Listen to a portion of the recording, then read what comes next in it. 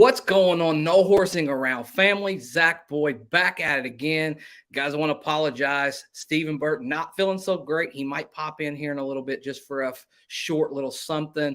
But I thought it'd be cool. I come across a podcast here recently that I've really enjoyed listening to. And I thought, hey, man, I was going to reach out to Josh, the Common Colt podcast. If you haven't had a chance to go over and subscribe, listen, check them out. They do a great job over there. And we're just super happy to have them on here. And we're going to talk about a little bit of ball. Josh, how you been, man? Hey, man, I appreciate you having me on and recognizing our show and being on yours. And hey, that's what we do best is talk ball. So enough about me. Absolutely. So I guess we'll just start with, just some initial thoughts from the game. Gary, hey, man, appreciate you getting in here. Just win, baby. I mean, that's what Jim Irsay says, just win, baby. And you go out there and, what a crazy whirlwind week we had last week. And no one really knew what to expect.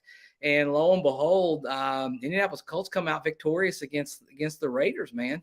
Yeah, I had actually texted you before the game, and it was right around the time the Matt Ryan the starting rumors were starting to happen. I'm like, oh boy, Matty Ice season is back. And Exactly. it was a cool feeling to see him walk back out on the field. And when that happened, I was like, wait a minute. They might have a chance here. I know the media was saying all sorts of crazy things about how bad of a decision the Saturday move was. And for them just to go out there, start Matt Ryan, and really, I mean, they had the game in control just about the whole time. That was a cool feeling. It really was. Yeah, I mean, I think I speak for all of Colts Nation when I say this. Josh, we just needed to win, man. We just needed a good feeling. I mean, it's just been such an up and down roller coaster ride. And, we as the fans, we were the ones getting banged across across everything, man. I mean, it was pretty crazy to watch that game. Exciting to just see them go out and have a little bit more of a simplistic, game plan and get back to what they've done in the past and just run the ball, man. I mean, as Nomad hops on here, longtime listener, 30-yard run. I think Matt Ryan was thinking he could find the end zone. Cool. Nomad, you're not wrong, man. I mean, he was he had the wheels on. He has some wheels. It looked cool. It was a slow motion. Maybe I didn't know that. Maybe some inspirational music playing in the background would make it look cooler. But yeah, like you said, sometimes when you're sick and you go to the doctor and you get a little antibiotic and it kind of cures all your sicknesses and all your pain. Yeah. That's what a win does. All of our sicknesses are gone for at least 7 days. And man, I was just watching highlights of that Matt Ryan run earlier, and it was a thing of beauty. Pretty cool. Yeah, I mean, and now we all know we have the Eagles coming in. I think a lot of us, Josh, thought we were going to come in and be undefeated, right? Yeah. Like we all kind of, fingers crossed for me. I kind of hope they would have been undefeated, not an upset team. But to be honest and to be fair, this is probably a team when we're talking about the Eagles is probably a little bit more banged up than I would have realized, before I looked at the injury report. So still a game at home. A lot of emotions will come out, and I don't know. I just feel like that we're going to play good. I don't know that we're going to necessarily win this football game, but I think we're going to play good. And I mean, the Commanders kind of set the blueprint, right? Like you can run the football against the Eagles. At least as of Monday night, you can run the football against the Eagles. Do you think? Obviously, I mean, we ran the ball well against the Raiders, and the Raiders' defense isn't the best in the league. Do you think they're going to continue that same success against the Eagles, or what do you think is going to happen there? I'll be honest with you. I don't think there's any turning back. I mean, with Saturday there, probably the only area this late in the game that he can impact this football team is with the offensive line. Obviously, he was a great offensive lineman for our football team. I think that's where the impact can show as the season goes on. And it starts with the commitment, right? Like I think every team in the NFL, as much as we hate Josh, the Titans, they have an identity, right? Like we know who they are. You know what you're going to get. And the crazy part is everyone knows who they are, but they still go out there and do it on a pretty consistent basis. And that needs to be us. And actually that was us until the last two football games of the season last year. We just said, you know what? Jonathan Taylor is an elite running back. Let him go out there and let him do his thing. And I think he got a little confidence back in this football game because those holes started widening up a little bit. So yeah, I actually agree. A lot of bad teams, typically when you look at the NFL or really any sport, they lack an identity, like you said. And the good teams, even to keep it Colts here, I mean, think about the 2000 era, the golden era of Indianapolis with Manning and Wayne. You knew that they were going to throw the rock around the turf, and Freeney and Mathis were then going to come in and rush the passer. That was their identity. They weren't known to be a run stopping team, and obviously after Edgerrin James had left, they weren't really known to be a great running team either. So yeah, I think this Colts team throughout the season has kind of lacked an identity, and with Saturday, if they can kind of pick up that physical, hard-nosed running team that we thought we were going to have this year, watch out. I'm not going to stick a fork in this team quite yet. I think with Jonathan Taylor, if he could stay healthy and if this offensive line can get it together, I think he got a shot to win some games still.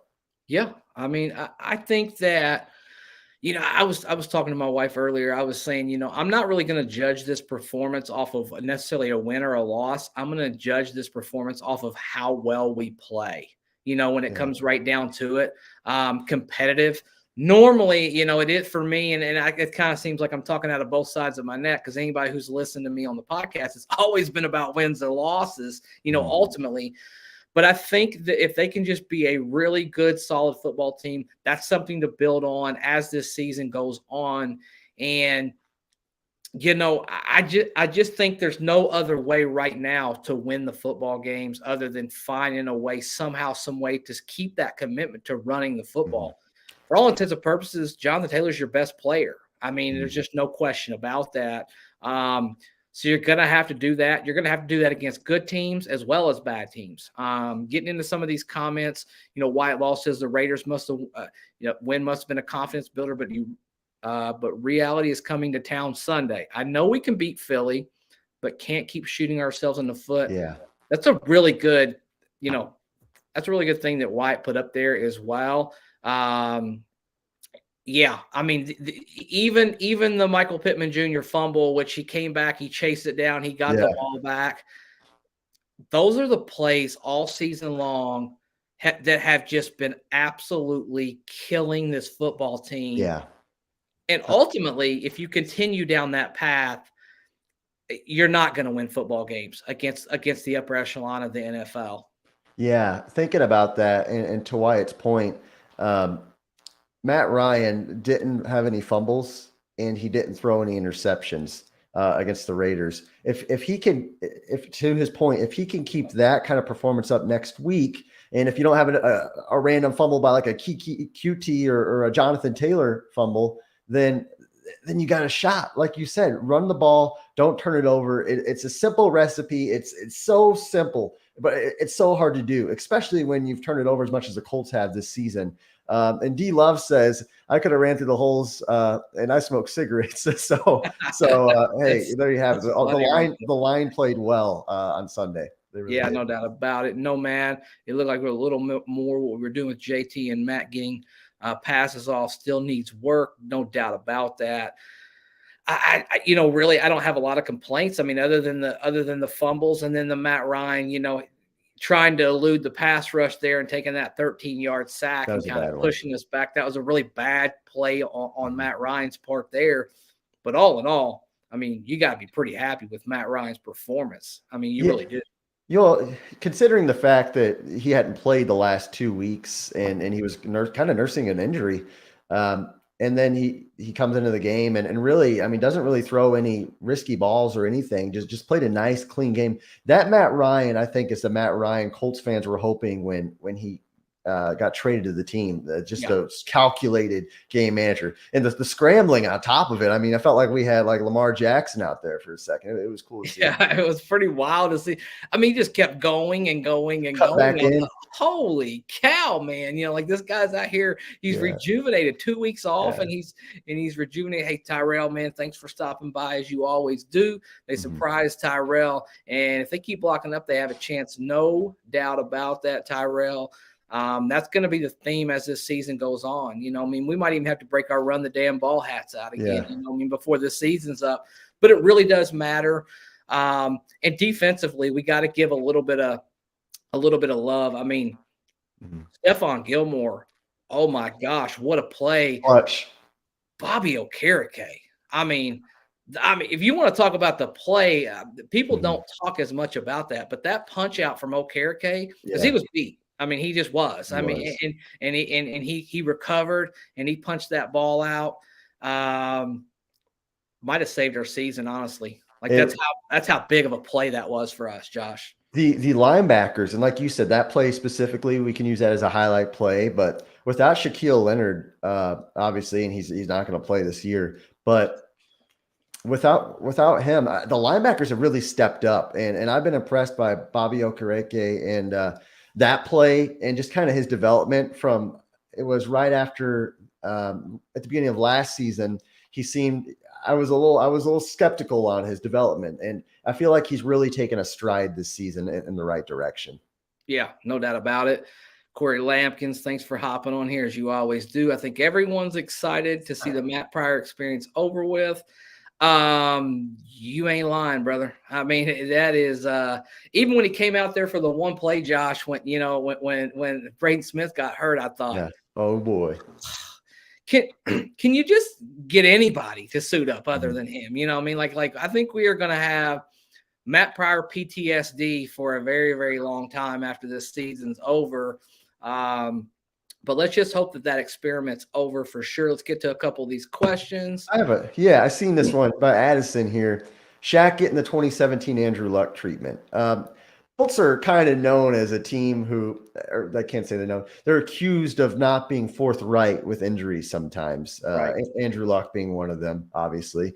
Peyton Manning's neck injury was kind of a thing. Do you think that the same deal with Shaq, or how are you feeling about that whole deal? Yeah, I mean, I can understand the parallels with that. I sure can. I'll be honest with you. I don't think that the Colts organization as a whole have done a really great job of assessing these injuries. We seem to have these weird nerve injury, leg, hit, ankle, you back. It keeps popping up. I think the alarming part for me is, Josh, they don't ever figure it out very well. I mean, they just have such a hard time diagnosing these situations. Which for me, if I'm a player, I'm thinking I'm supposed to have the best medical staff, on the planet, and I'm not getting good information from these doctors inside the Colts locker room, and scary stuff, especially when you're dealing with nerves. I know he had his neck looked at, he had his back, his spine, all of it looked at. Had a successful surgery, but that being said. Jeez, man. I mean, you'd like for them to get it right when it comes to that stuff.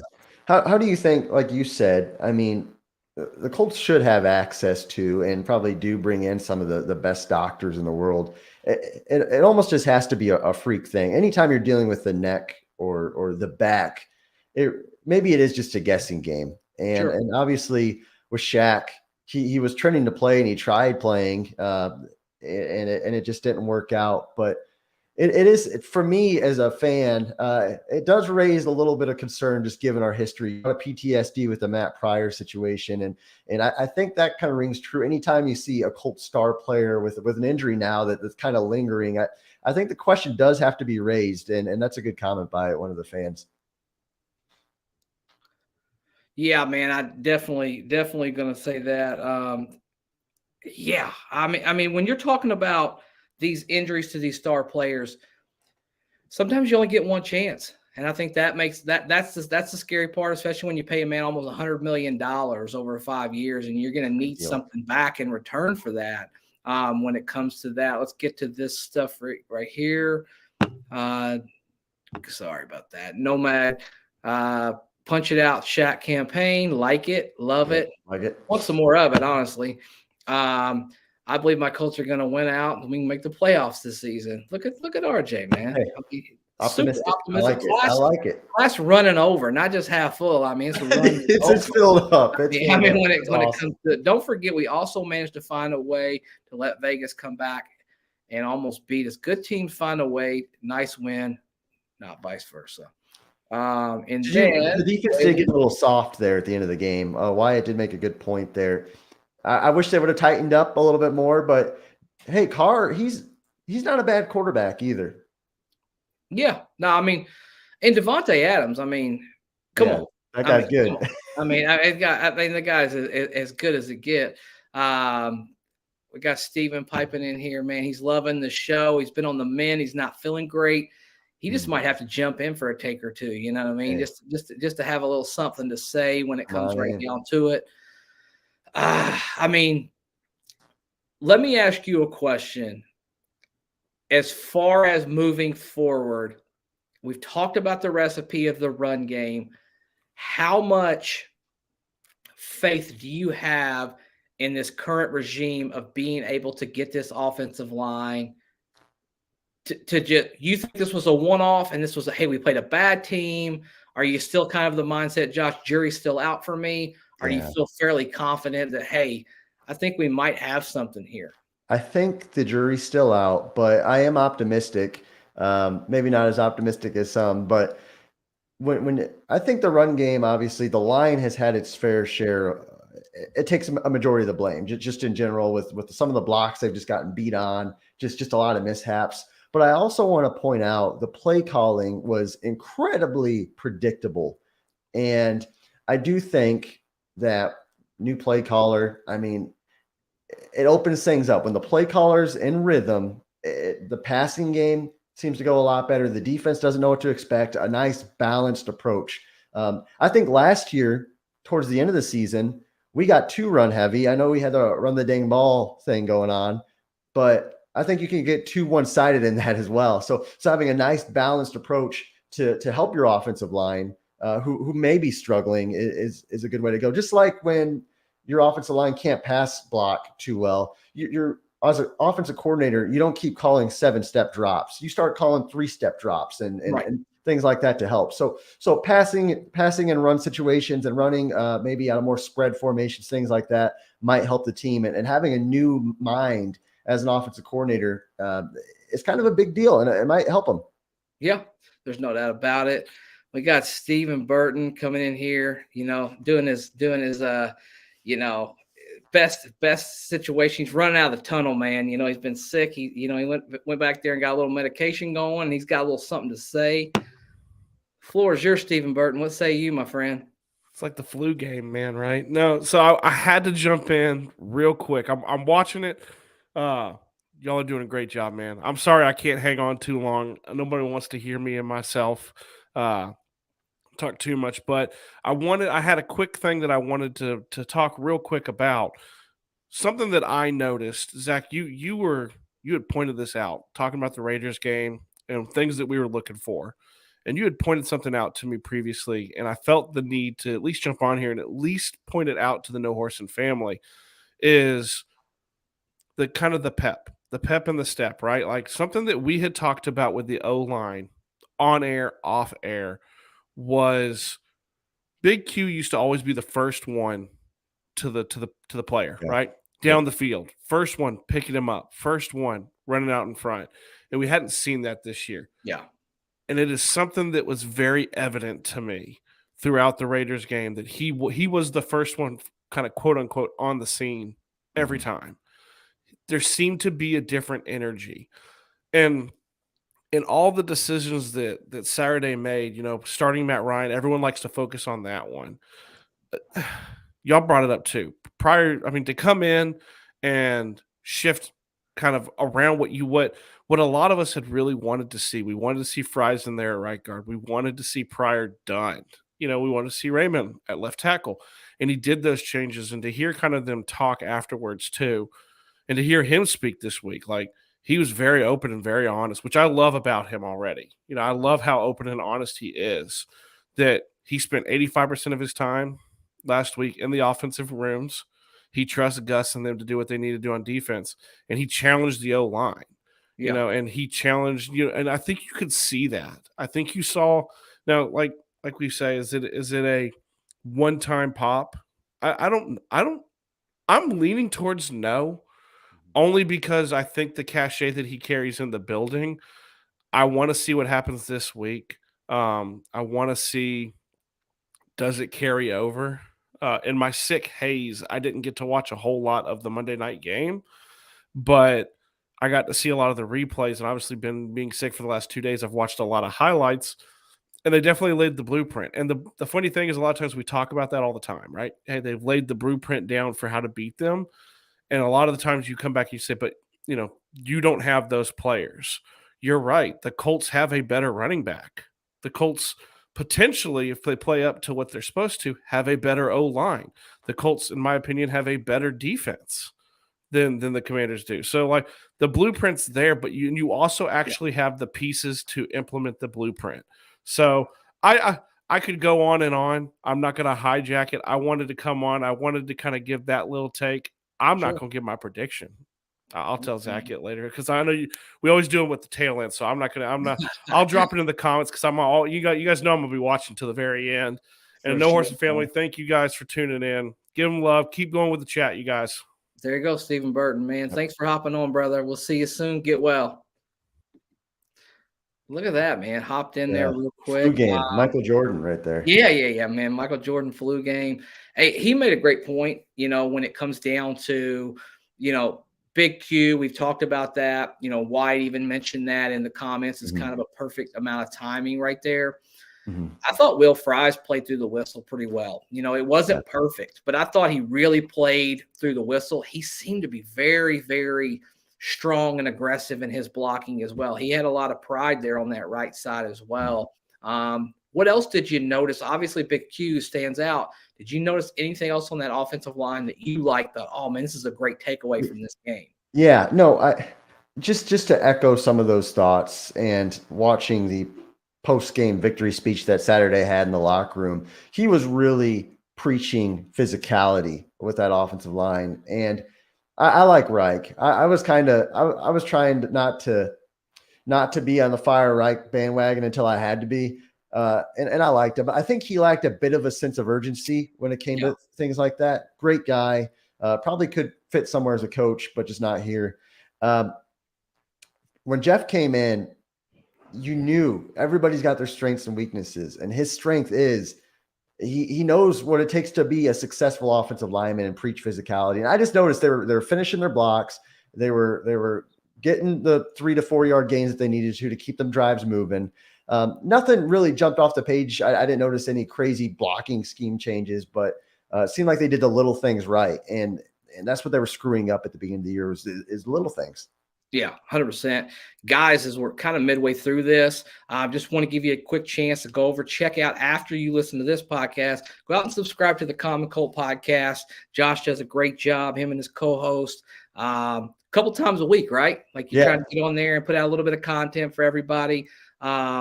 Really going well for you guys. I love what you guys are doing. So definitely, guys, go over and give them a subscribe. And let's go through some of these comments. I don't want to lose track of any of these. Yeah. Let's just see. So Robert says, what if we make the playoffs? Will Shaquille be back for the playoffs? I say not a chance, Robert. I think that's too extensive of a surgery. They've already kind of tried that, right? To speed up and hurry up and get him out there. Yeah. I don't think it's going to work. Let's go to Nomad. I'm rewriting the Python code tonight. Putting running back in a quarterback, removing Ellinger. Have to pull stats from Pro Football Focus. Stat code is blowing up, man. Love it, love it, love it. Nomad as always. Let's get down here to Wyatt. Jeff exudes passion and honesty. O-line guys don't want to disappoint Daddy down. They don't want to let him down. They don't want to let old dad down. I like it. They don't want to let old dad down, man. Don't let him down as far as that goes. Addison, you guys have to say it again this week. Grover Stewart is a boss, most impactful player for the Colts this year. I've said it many times, and I'll say it again. MVP of our football team this year. I mean, hands down. grown man in the room and has not He's a found beast. anybody even close to stopping him this year. He's a Pro Bowler. I don't know about anybody else. It's been a down year, but if Grover Stewart's not a Pro Bowler, then who really cares about the Pro Bowl? Yeah, no, I agree 100%. It's a bit of a surprise this year. I know he got a decent contract a few seasons ago, 1 to 2 years ago, but man, he really has blossomed. And obviously playing next to DeForest Buckner might help that a little bit. Yeah, 100%. Jeff, we are training outside today. James, let's check out James here real quick. Fries on the strong side, not to face up the move better prior, but does not have the same lapse of mind. I guess awareness and reaction time. I think James is just kind of basically saying that Fries doesn't have the experience that Pryor has, but he's definitely playing with a little more oomph when it comes down to it. Nero De Niro, I've said a million times, I freaking love that name. I'm so jealous of that name. Ryman got some good experience as well. Held his own against Chandler Jones for the most part. Fries needs more power to set the anchor better, but looked pretty good overall. Grover's been a beast for years right here, James says. He ain't lying, man. He's been pretty good. But this year, I think they made one comment I listened to earlier this year that really stood out to me and I thought was pretty cool. DeForest Buckner says, I think Grover finally realizes that he's faster, bigger, stronger than everybody he goes against. Like he just needed to, sometimes that confidence takes a little time, when you get in the league. But he's definitely playing with it right now. Yeah, he is. About it. Defense needs to be the key against Philly. If we don't get the ball out of their hands, they're just going to go down the field 70 times. Turnovers will be important. There's no doubt about that. Let's talk about turnovers. I mean, turnovers have been a thing that we haven't really created a lot of this year. Yeah. You'd like to see that. Overall, this defense, though, Josh, it's been pretty good defense this year. It's been good. Got some letdowns, but they've been good. They've been good. They haven't been the issue. And obviously last season we created a lot of turnovers. Obviously Shaquille Leonard was a very pivotal part of that happening. I think that against Philadelphia specifically, it's gonna be fun watching this defensive line go against Hurts, who's a mobile quarterback. And if my memory serves me correctly, Trevor Lawrence is probably the most mobile guy we've played this year so far. I'm just going off the cuff here. So I am curious to see how that defensive line is gonna play against a quarterback who can move it and make it happen and a little more option than we're used to seeing probably. Yeah, I mean it'll be interesting. I think you almost have a little bit when you go against those guys like that. You almost have that mush rush going on. What I mean? It's you want to be careful with your pass rush. If you get too far up that field, you create that lane for a guy like that, and he's not typical, right? Like he's not going to take it off and go and break it for 8 yards and get the first down. He's willing to take it all the way and and score and really hurt football teams. So that's the risk that you run when you go against a guy like Jalen Hurts. He's really challenged teams down the field. Now, he didn't have his greatest game against the Commanders, but he is not afraid to throw that football down the field and just give his players a chance to come up with the big play. Huge challenge, by far probably the biggest challenge we will have had as a defensive unit this year. That's why turnovers, you can't turn the football over in this football game. And it probably need to steal one from Philly too as well. Yeah, no, I agree. How do you think, do you think there's anything they can do to help create turnover? And some of it's probably a dumb luck thing a little bit, but you look at last year and the Shaq punch that, what was happening. Obviously you don't have him to make the plays anymore, but what do you think is there anything you can do to make that happen? I think two things. As I'm sitting back here rocking in my chair right now, as I'm 41 years old, my back's killing me. Two thoughts. You have two guys on defense that really can get the ball from the other team, and they just have kind of a knack for the football, and that's Rodgers and that's Shaq Leonard. Well, one of those guys hasn't been present all year long. The other guy hasn't for whatever reason, and I'll be honest with you, I'd like to talk about this and get your thoughts on this. I don't know the fascination, and it's almost like a mandate that you have to play Brandon Faison a set amount of plays every single game. But that mandate needs to be over. Just as much as we're pounding the table to get Pryor off the field, you're going to have to pound the table to get Faison off the field too. You'd like to think in that goal line situation where he gave up that touchdown, you'd like to think if you had Rodgers out there, you'd have had a little bit better, a little bit more luck in that situation. But long-winded answer, but the last part of that is I don't think Gus Bradley's defense is necessarily built on just takeaways. I think they're built on a little more structure and just getting the other football team off of the football field and holding teams to field goals. Yeah. So although it's not the same way as Eberflus preached it, Eberflus tended to give up a lot more points and a lot more yards because he let teams go up and down the field because of the style of his defense. Bradley's a little stingier, but definitely have not done a great job of taking the football away this year. Yeah, no, I agree. And to your point, Brandon Faison, my blood pressure is pretty good, but when I see him, play, so it raises up pretty high on Sundays. Yeah, man. I mean, there's no doubt about it. James says Pascal may want to he's someone to watch, but I don't feel like he's a main threat. The main threats are Hurts running, Sanders, Smith, and Brown. They got weapons. Those are some bad boys right there. We all know about A.J. Brown, obviously, being in the division for a number of years. Yannick Ngakoue going to start playing like the guy we traded for Rock Sin. Sure could use some of him in the stretch run. Yeah. Yeah, he's always been, Wyatt, in my opinion, he's always been just like an effort guy. He's not, he doesn't. Getting sacks isn't the most natural thing for him. It's usually just a lot of coverage sacks, effort sacks. So, yeah, we can use him down the stretch. We need somebody to get that quarterback down other than our interior guys. And then James coming through here, he agrees with Nero's previous statement. Mm-hmm. Faison, the experiment's got to be over, right? Gotta be done. Like that is two guys when the season's over. You're calling Brandon Faison. You're calling Matt Pryor in a room and saying, hey, guys, you guys can go look for an apartment or a house together because you're no longer playing here anymore. Yeah, so. It's amazing. What do you think it is that, I mean, is it a schematic thing? Is it a knowledge thing? Is it a leadership thing? Could Rodgers be doing something behind the scenes that the coaches see that we don't like? And is that why Faison is playing right now? I'm just, to me, when I watch these games, it's a no-brainer that there has to be another option because Faison cannot be the best option the Colts have. Yeah, I would. No, I mean, you're exactly right. I think that I think Gus Bradley is familiar with Faison. He knows that he knows the system. Yeah. I think that Gus Bradley trusts Faison in the run game and run support more than he does Rodgers. I don't agree with that though, because Rodgers is a very, very good tackler.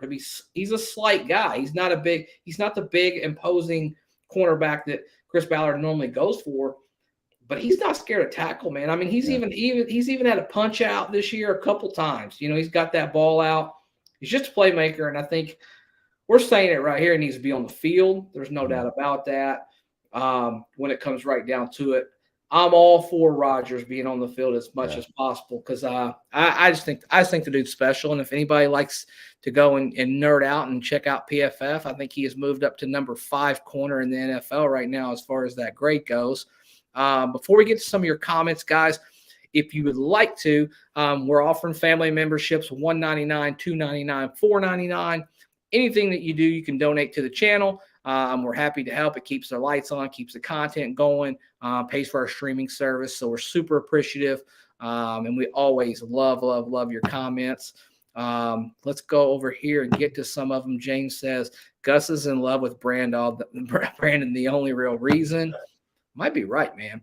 Colin Granson is balling. Nomad, we'll get to him in a second. I'll ask the same question I asked last week. What does Jeff Saturday have to do to be a permanent head coach next year? You want me to go first, Josh, or are you ready for this, man? I'm buckling up. I'll go first. Go. I think that the thing about Jeff Saturday, he has 2 key ingredients which makes this possible. The first ingredient is to be a successful head coach. I think you have to be a good leader, and I think everybody's hit on this in chat. I don't need to hit this too hard. You could see it. He's been in the locker room. He's led guys as a player, and now we're seeing it as a coach. he has just that it factor to get guys together and they want to walk with him. And secondly, Jeff is a smart guy. He knows the X's and O's, and he knows his role. Sometimes as people, as humans, we get a little proud of ourselves or our strengths, and sometimes we don't see our blind spots. Jeff, immediately I could tell, like you said, he's like, hey, our offense needs to work. I'm going to let the defensive coaches handle that. The defense is playing well. I'm not going to stick my nose in and muddy that up. Our offense is the issue. I know offensive line. This is my strength. I'm going to trust my assistants on this, and I'm going to get to work on that. If Jeff can keep that mindset, and if the Colts can win some football games, I don't think they're going to have to make the playoffs, but if they can continue to show improvement, and if Jeff can win that locker room over, the veterans, the DeForest Buckners, the Jonathan Taylors, the Shaquille Leonard, who although isn't playing is still going to be plugged in, those guys like that, I think he has a realistic shot of being the head coach. Yeah, I mean, I'm a lot with you. I think wins definitely help, but I almost like this CEO mentality. You hear a lot of times, anybody who listens to this podcast knows we're a fan of Kevin's Corner and what Kevin does when Kevin and Query, Kevin Bowen. And he alludes to the CEO aspect of being a head coach, where you basically just run the team and you just make sure that all parts involved are being taken care of. But you're not necessarily responsible for the offense, the defense, or the special teams. You delegate those roles and you empower and you trust those guys that they are the right guys for your team. Now, to be fair to Jeff, he hasn't got to pick his guys, right? Like so I think if he does well, he might get his chance to pick those guys. So I do think it's possible that he ends up winning this head coaching job when it's all said and done, just from the standpoint that I think that Jeff has an opportunity. He's already seemingly won over the locker room when it comes down to it. And nothing more important than winning over those offensive linemen who you need to block, probably for your job, if you're being honest, about everything, because they go as the running game goes, as this season's going to go on, especially when it gets cold out in December this year, down the stretch run. I think there's a good possibility. I don't know if it's necessarily wins or losses. I just think you need to see progress and you need to see growth and something that you feel like, hey, we can lean on this moving forward when it comes down right now. So definitely something to be talking about. Let's hop some of these comments up. I feel like Jeff needs to finish over 500 in improvement in winning players and coaching staff over. Fair enough. Nero says, are we better with Gilmore, Faison, Rodgers, or Gilmore more Rodgers on the field? I'll take the second on that. Yeah, I agree. I'll take the second on that. Steven says, I know we've discussed a GM role before. Hear him talk about head coach. He prefers head coach. He seems like to be touch the grass and be around the players. So it seems like I think Steven's point is he thinks he likes to be out on the field. Yeah. I think in some capacity he wants to be involved in football. I don't know how that necessarily translates. Now, Josh, I don't know if you had even an opportunity to watch that post-game, celebration when they won the game. Yeah, I did. I don't know if you noticed the awkwardness of Jim Irsay asking Chris Ballard to I noticed that. That was weird. One of the more weird things that you'll see right there. Chris didn't seem thrilled about the idea of coming up there and doing that.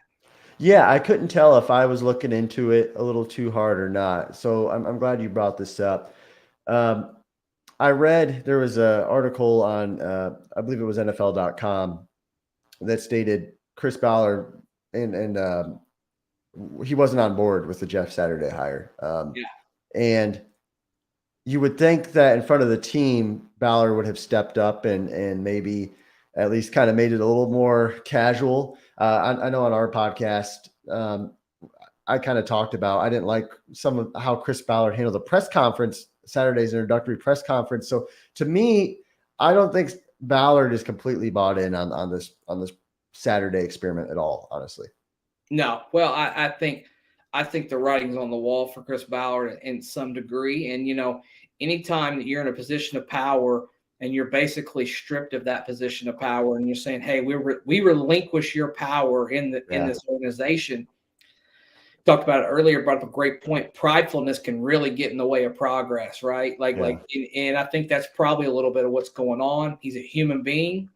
We've been hard on him on this show, probably rightfully so in certain instances. And I'll say this for, Chris Ballard doesn't do himself any favors when he goes out there and has a press conference like that, and he has that body language. And I understand that had to be just an extremely difficult 24 hours for him personally. Yeah. But the way he handled that, I mean, you can't expect the media to have your back and support you when you go at them and you just have this. I don't know, man. I mean, for me, he's just always rubbed me a little bit different. He's an arrogant man. You got to be a little bit arrogant to be in the NFL. And you do. Great. But at the same time, I just don't think he's handled himself exactly the way that he should have, especially in this situation. Writings might be on the wall, Josh, with him. Yeah. To your point, I think he was asked one or two questions, and he says something along the line, and I'm going to paraphrase here, but he's like, look, you guys were complaining about me getting receivers the whole time. And so we look into that, and now I look down and my offensive line is in shambles. And it's like, well, wait a minute here. Our offensive line is the highest paid offensive line in the NFL. At some point, you got to be able to hit on receivers while you have the best paid offensive line. Your investment in the receivers this offseason, it was just a second-round draft pick. That was not a high investment. To me, it seemed a little whiny and just not a sign of a true leader. And I think the Colts, when the going gets tough, that's when leadership arises. You hear of all these, whether it's games, these great comebacks, and you hear these rah-rah speeches from certain guys, and when they're down these points. This is when the going gets tough in Indianapolis, in the organization. And right now, on the outside at least, Ballard is not coming through as a true leader. Yeah, I mean, it's definitely something to keep an eye on for sure. That'll be interesting as the soap opera keeps turning this year, with the Indianapolis Colts and how things have gone. True soap opera. Yeah, it's been a fun season for the pod, though. We've never really had a week without a major storyline. I mean, we've had Matt Ryan getting benched, which we thought was probably the last time he'll ever play quarterback in the NFL, to go into, coming back as a starter, new head coach, firing OCs, firing head coaches, just a whirlwind. Even just as a fan, a couple of these comments James said, Ballard and Pete Ward, as you alluded to earlier, they did not agree with the hiring. Got to think that was probably leaked by one of those two guys as well. Yep. Addison, what do you got? If Ballard truly felt that way, he should have resigned. The owner wants to take the organization in the direction. If you don't agree with it, you should resign. It's a good point.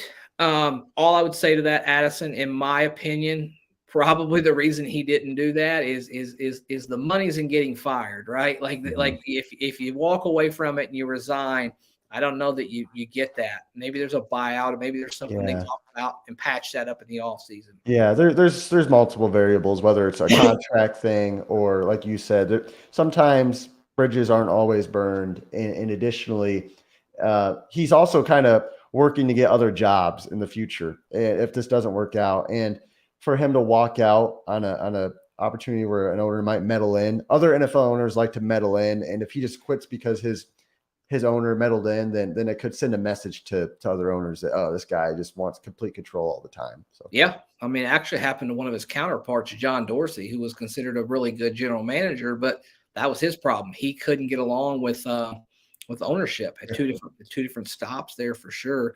White says if Ballard can't get on the board with the owner, Jim's Irsay's caliber, he deserves to be canned. Jim knows more than Ballard could possibly know. We appreciate your comment there, Wyatt. Yep. Guys, as we wrap this thing up, we want to get score predictions like we always do. Josh, you're the guest. Just, you know what? You can throw out a score at the end, but I really just want to know expectations for you. What are you looking for against the Eagles? What do you want to see from us? And what do you think has to happen for us to be able to pull off that upset this Sunday here in Indianapolis against the Philadelphia Eagles? Yeah, just off the cuff here, you can't get your quarterback sacked more than 3 times you've got to create turnovers, 1 to 2 turnovers, opportune turnovers at the right time. And then Jonathan Taylor is going to have a repeat performance of last week. The guy's going to have to run like a madman. I think that stuff's all going to happen for them to have a chance. And I love the Colts. I'm a Colts fan, obviously. I don't think they're going to win this football game. I think it'll be closer. I think the Eagles are overrated. I think they're an overrated football team by some. But at the end of the day, we are what our record says we are, and the Eagles are a good football team, and they only have 1 loss for a reason. So I do think they will win, but the game will be closer than what probably some experts think it is. Yeah, man. Corey Lampkin's in here chiming in. He's just happy he got his Little Danny t-shirt. By the way, we've had a thing going on, Josh, for about 5 weeks. We've called Danny Pittner Little Danny. We've even made t-shirts about it. If somebody wants to hop over and get a Little Danny t-shirt, just like Corey did, man, go ahead and do it. That'd be super cool. I will say this. You're going to have to run the football, obviously. Probably going to need to find some way of getting a turnover or being unique. Might even be on special teams, a block, anything, just to kind of gain an extra possession. You're going to have to take a couple shots in this football game. It'll have to be calculated, play action, really, really challenge them. But you're going to need some chunk plays against the Eagles because they're probably going to score. When it's all said and done, we're going to have to score some points in this game. But number one, you got to contain Hurts, man. I mean, once he gets out there on the perimeter, he is lethal with his arm and with his legs. I've been really impressed with Jalen Hurts and just how he's just kind of progressed per year. Man, it's going to be a tough game. I don't want to be a downer, and I have not predicted the Colts really to lose really on these Wednesday live streams. Probably a little bit like you, though. I think it's a tall task. It's a big ask, especially coming off a week where you're upset. You got embarrassed in a Monday Night Football game, a game that you probably should have won. Yeah. I think it's going to be a close game.